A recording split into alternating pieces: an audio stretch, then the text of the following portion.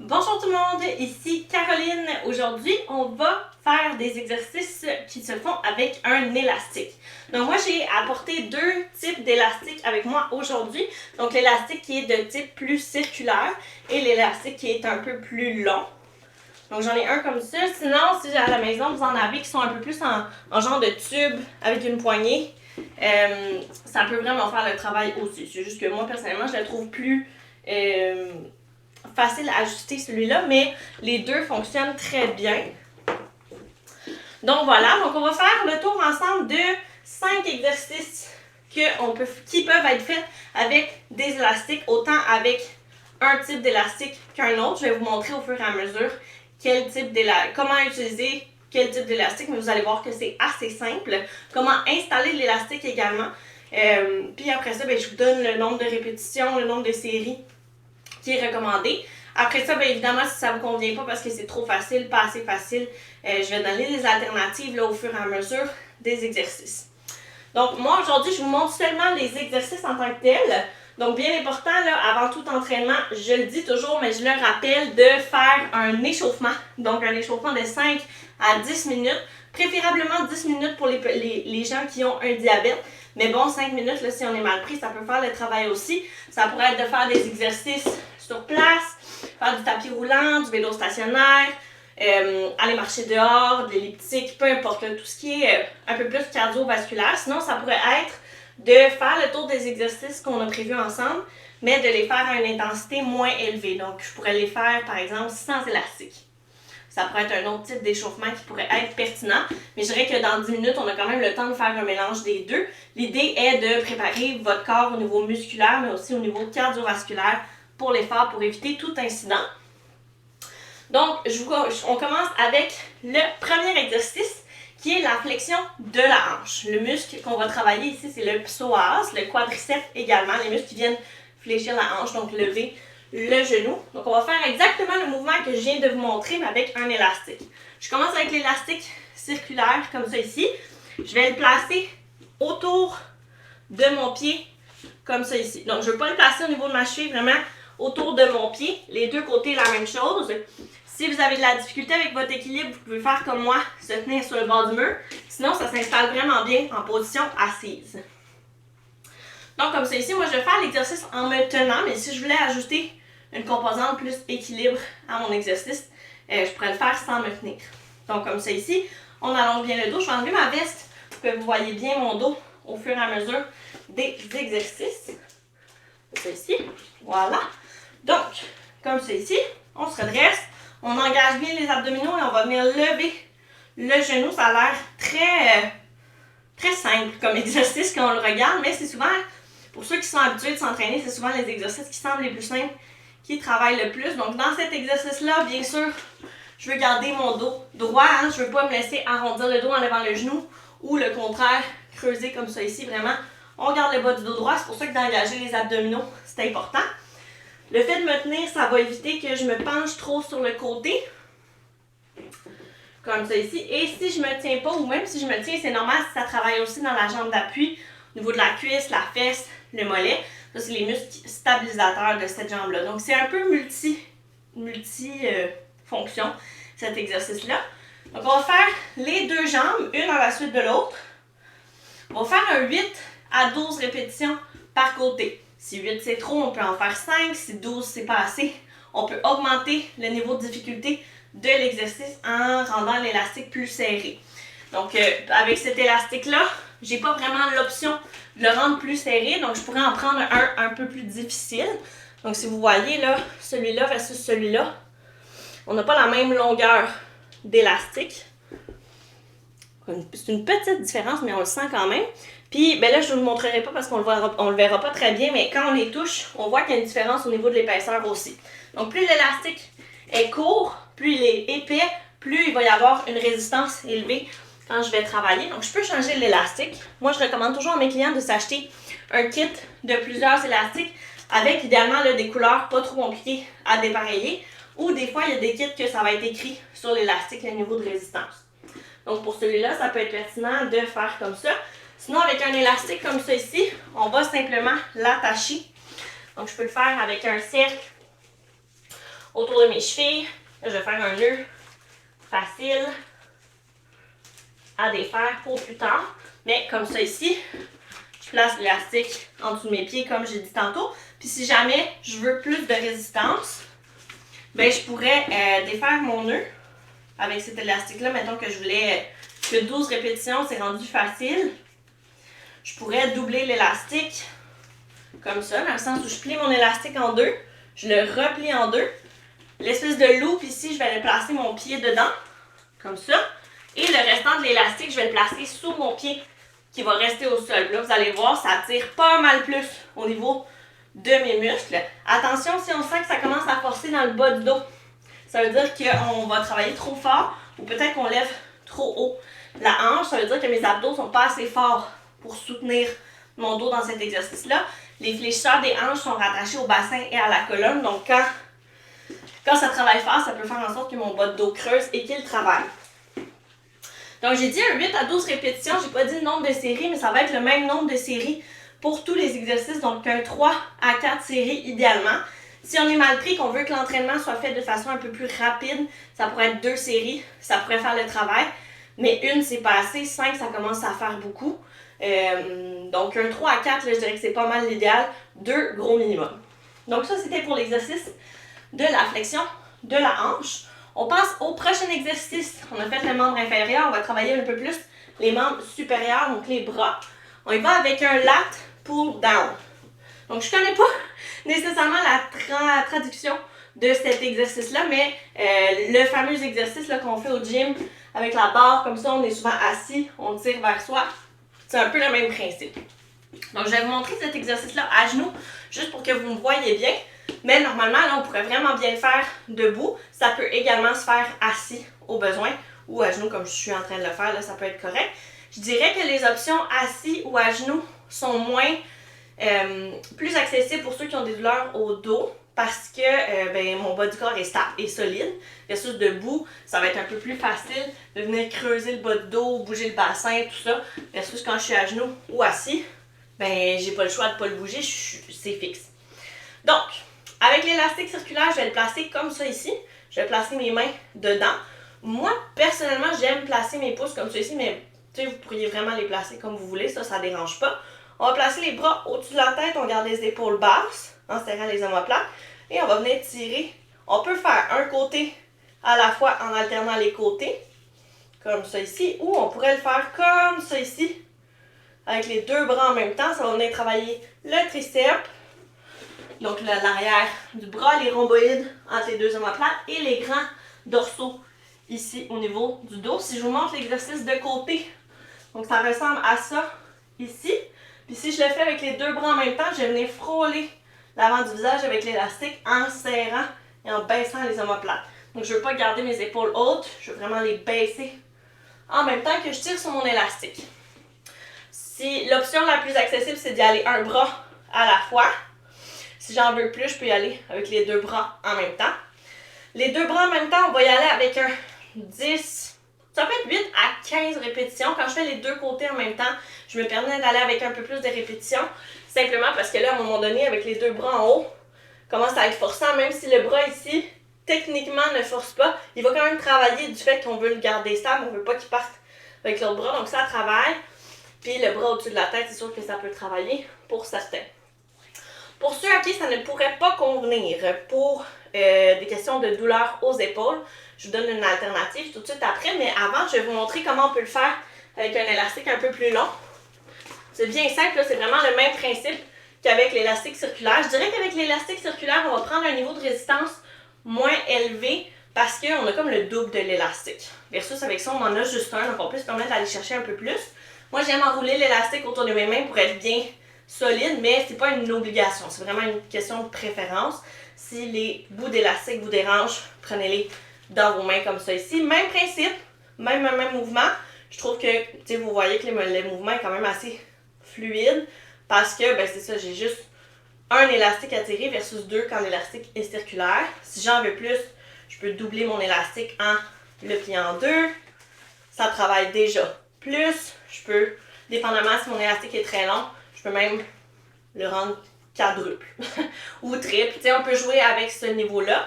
Donc, encore une fois, même principe pour les répétitions, 8 à 12 répétitions par côté, si on y va un côté à la fois.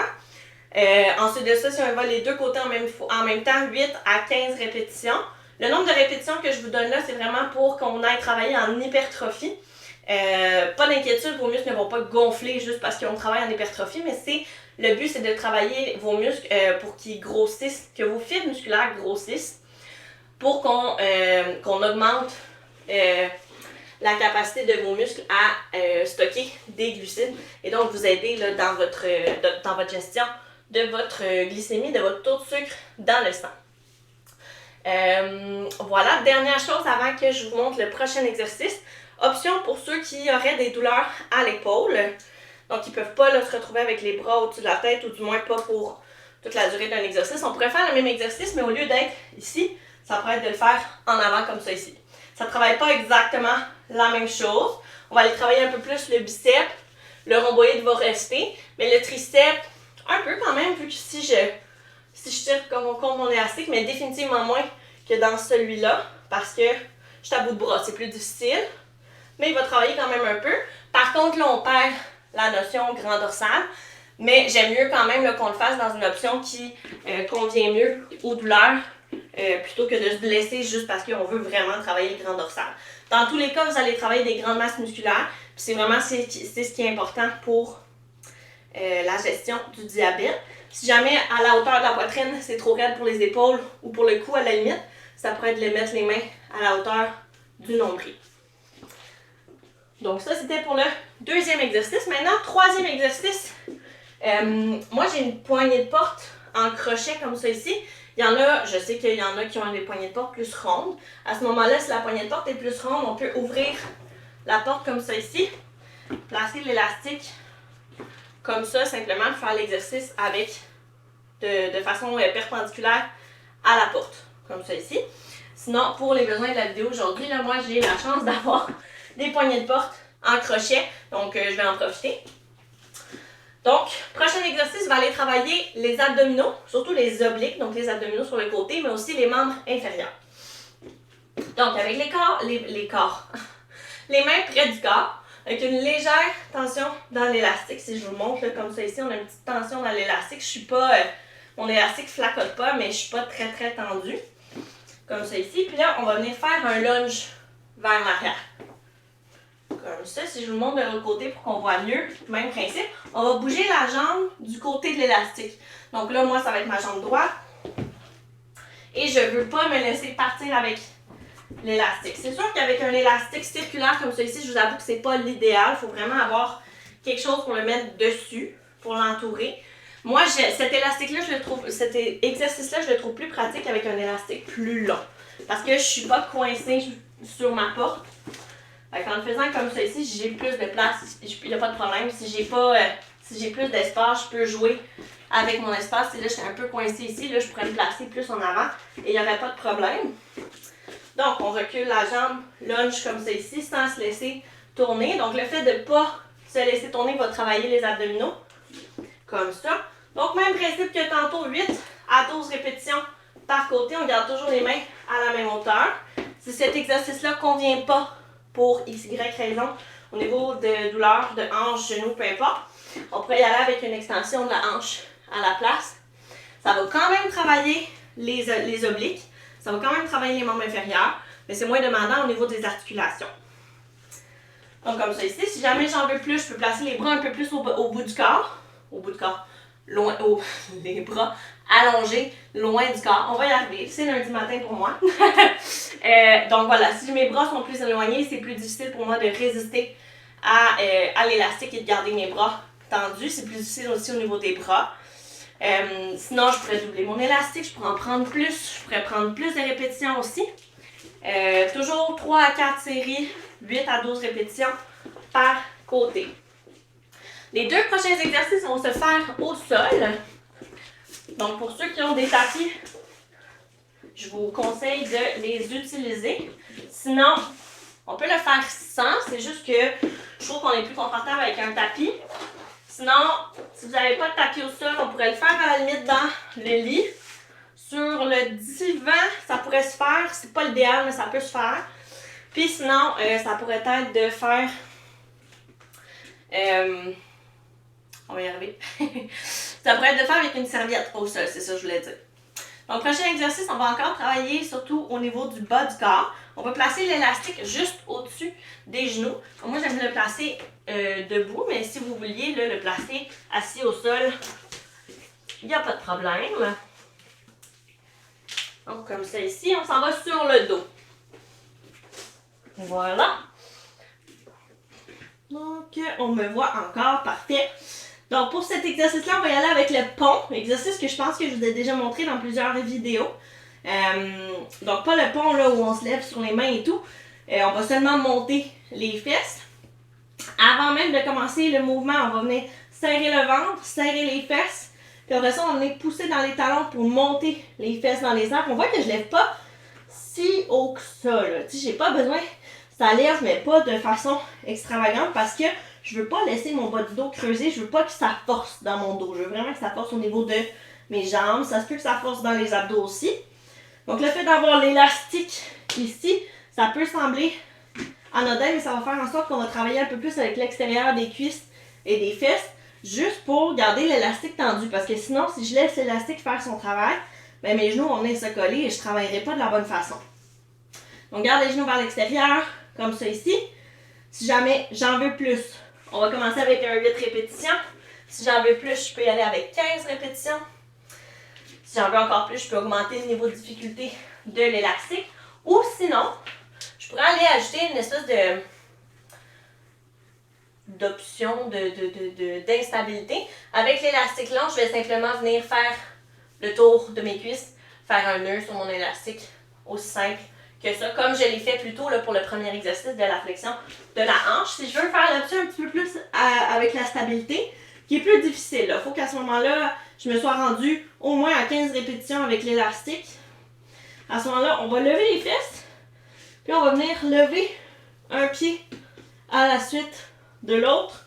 On redescend les fesses, on remonte, lève, lève, toujours en gardant les deux hanches à la même hauteur et redescend. Une option un peu plus accessible, vous ne voyez pas mes pieds, mais ça pourrait être de lever simplement le talon du sol sans laisser le bassin bouger. Ça pourrait être une option. Sinon, je pourrais lever les fesses, lève une jambe, redescend, lève les fesses, lève l'autre jambe et redescend. Ou sinon, je pourrais garder les fesses dans les airs tout le long de l'exercice. Donc, il y a quand même beaucoup d'options avec cet exercice-là. C'est pour ça que j'aime beaucoup le donner à mes clients parce qu'il y a plusieurs façons de le faire progresser de façon à ce que ça ne soit pas toujours juste bon, on va faire plus de répétitions, on va augmenter l'élastique. Moi, j'aime ça qu'il y ait de la diversité dans les entraînements pour que ça reste quand même stimulant. Dernier exercice, on y va avec le dead bug. On peut placer autant l'élastique au niveau des poignets qu'on peut placer l'élastique au niveau des genoux ou des pieds. Je vous montre les différentes options. Moi, j'aime mieux placer au niveau des mains ou des genoux, simplement parce qu'au niveau des pieds, ça va travailler les mêmes muscles qu'on a travaillé dans le premier exercice. Fait que rendu là, aussi bien travailler d'autres choses. Donc, hop. Si on place les mains, l'élastique au niveau des mains, dans le dead bug, l'exercice du dead bug, si je le fais sans élastique, les deux bras, les deux jambes dans les airs, engage les abdominaux, on va venir allonger bras-jambes opposés, comme ça ici. Donc ça, c'est une option. Si je veux le faire avec l'élastique au niveau des bras, je place l'élastique autour des poignets, je fais le même exercice. Donc le fait d'avoir l'élastique va faire que ça travaille un peu plus au niveau des abdos, autant qu'au niveau des bras.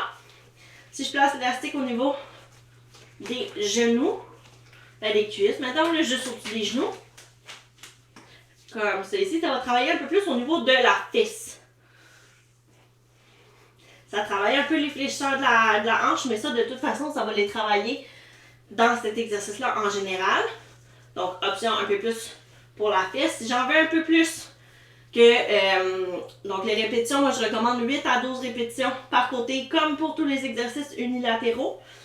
Si jamais c'est plus facile et que j'en veux plus dans cet exercice-là, je pourrais y aller avec les deux bras et les deux jambes en même temps. À ce moment-là, attention de ne pas aller trop loin pour pas que le bas du dos se mette à creuser ou à forcer.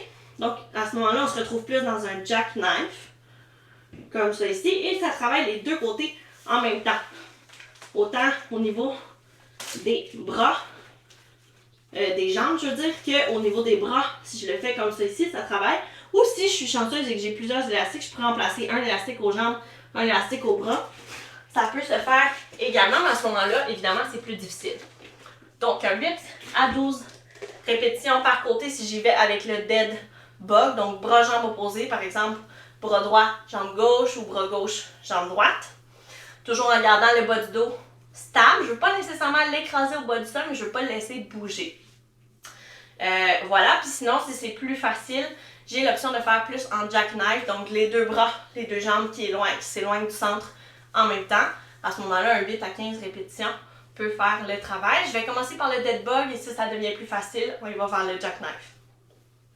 Donc ça, c'était le dernier exercice. Si je récapitule, on avait le premier exercice qui était de faire la flexion.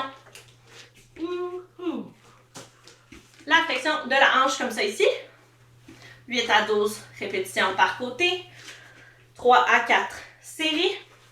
Ensuite, on avait le lat pull down. Soit unilatéral, soit les deux côtés en même temps. Donc 8 à 12 par côté ou 8 à 15 par répétition comme ça ici. Toujours 3 à 4 séries. La différence entre les répétitions et les séries, c'est que les répétitions, c'est 1, 2. C'est le nombre de fois que je fais le mouvement. Et le nombre de séries, c'est le nombre de fois que je fais l'exercice. Donc, si je fais, mettons, mes 12 répétitions, je prends une pause, ça va faire ma première série. Je vais recommencer une deuxième fois, ça va être ma deuxième série. Et ainsi de suite. Troisième exercice, c'était le lunge résisté en rotation. Donc, avec une résistance dans l'élastique, on attache l'élastique, ça pourrait être une rampe d'escalier, une poutre dans la maison, une poignée de porte. Tant que c'est quelque chose de vraiment solide, là, qui ne va pas partir avec vous avec l'élastique. On y va avec le lunge. La jambe du côté de l'élastique, c'est la jambe qui va reculer. Donc là, mon mouvement n'est pas optimal parce que je manque d'espace, mais ça ressemble à ça. Si jamais c'est pas possible, on pouvait y aller avec l'extension de la hanche. Ensuite, on avait l'exercice du pont. Donc, avec l'élastique au-dessus des genoux. Comme ça ici. Lève les fesses. Redescend. Donc, on avait 8 à 12 répétitions pour l'exercice du lunge. 8 à 15 répétitions pour l'exercice du pont. Et dernier exercice vraiment ciblé sur les abdominaux. 8 à 12 répétitions par côté comme ça ici. Toujours 3 à 4 séries pour le dead bug. Si j'en veux plus, le jackknife. 8 à 15 répétitions. Donc, un entraînement quand même assez complet si vous faites tous ces exercices-là. Si vous voulez faire votre entraînement d'une façon un peu plus muscu, on pourrait faire un exercice à la suite de l'autre, dans le sens où on fait un exercice, on prend le temps de faire les séries, ensuite on passe au prochain. C'est une façon qui vous permet de bien maîtriser vos exercices, de vous assurer que c'est pas trop intense, on prend son temps et tout. Puis pour ceux qui en voudraient un peu plus, que ce soit un peu plus dynamique, que ça travaille un peu plus au niveau du cardio, ben on va les faire en circuit. Donc à ce moment-là, ça veut dire qu'on va travailler, on va faire l'exercice 1, 2, 3. Mettons qu'on fait les 3 premiers exercices parce qu'ils se font debout. On les fait une première fois, on refait une deuxième fois, troisième fois, même chose. On pourrait prendre une petite pause entre chaque exercice, entre chaque série, idéalement non, parce que ça va travailler plus au niveau du cardio.